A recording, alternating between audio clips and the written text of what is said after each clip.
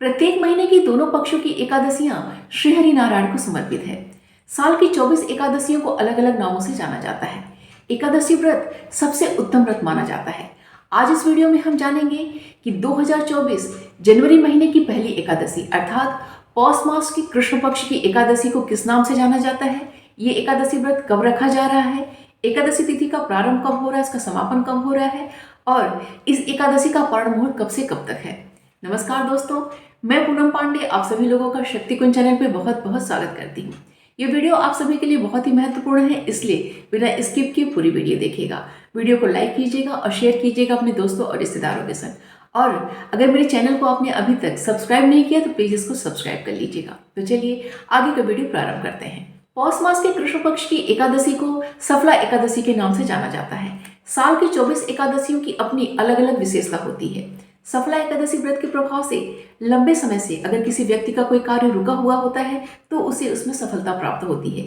इस व्रत के प्रभाव से जीवन के हर क्षेत्र में सफलता प्राप्त होती है और इसके साथ ही साथ सुख सौभाग्य की प्राप्ति होती है और जीवन में सुख समृद्धि बढ़ती है और अंत में मोक्ष की प्राप्ति होती है।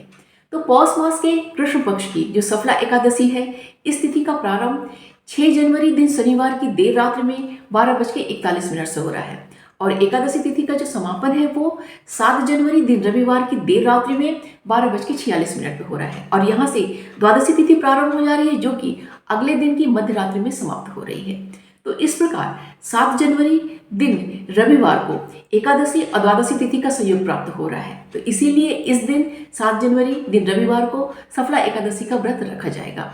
इस्कॉन मंदिर में स्मारकों के वैष्णवों की सबकी एकादशी 7 जनवरी को ही रखी जा रही है।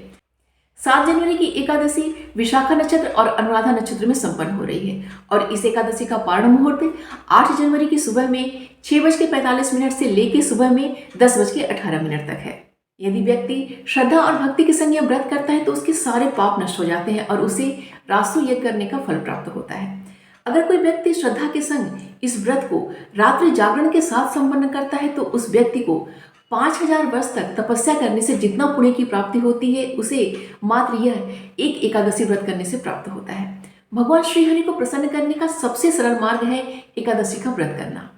2024 में सफला एकादशी का व्रत रविवार के दिन पड़ जाने से इसका महत्व बहुत ज्यादा बढ़ गया है क्योंकि इसमें खरमास का महीना चल रहा है और खरमास का महीना सूर्य नारायण को समर्पित होता है और अपने भगवान श्री हरि को समर्पित होता है और रविवार का दिन सूर्य नारायण को समर्पित माना जाता है।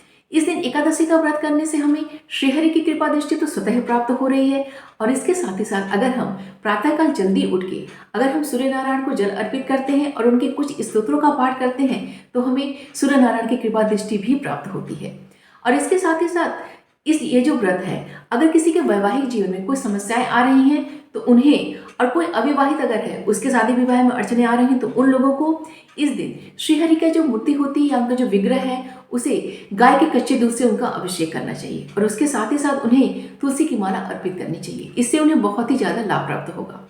और यह एकादशी रविवार के दिन पड़ रही है तो इस दिन आप तुलसी माता को जल अर्पित नहीं करेंगे।